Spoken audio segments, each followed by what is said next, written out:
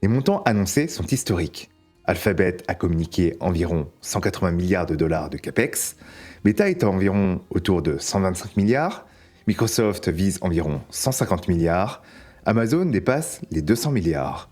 Mis bout à bout, cela représente plus de 600 milliards de dollars destinés à construire des data centers, acheter des GPU, sécuriser de l'électricité, du refroidissement et du réseau. À court terme, le marché n'aime pas ce genre de chiffres.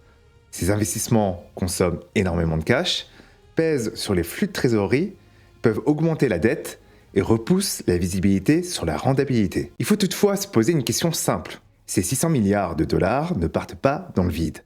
Ils vont bien quelque part. Et c'est là que l'analyse devient intéressante. Parce que ce sont les vendeurs de pelles qui en bénéficient en premier. Quand on construit des data centers à cette échelle, on a besoin de puces, de tests, de réseaux, d'électricité, de gestion énergétique et d'infrastructures physiques.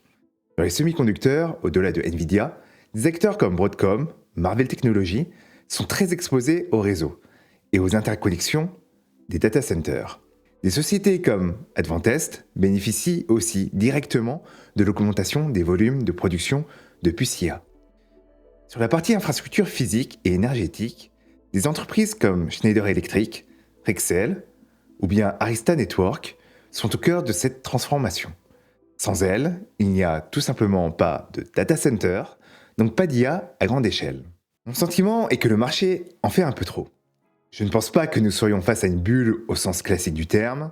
Ce que l'on observe, c'est surtout une crainte très forte des investisseurs liée au coût, au timing et à la visibilité de ces investissements massifs. En revanche, il est clair que ces dépenses vont bénéficier à court et moyen terme aux entreprises d'infrastructures, d'équipements et de composants, et qu'il faut être capable de se positionner intelligemment sur cette partie de la chaîne de valeur.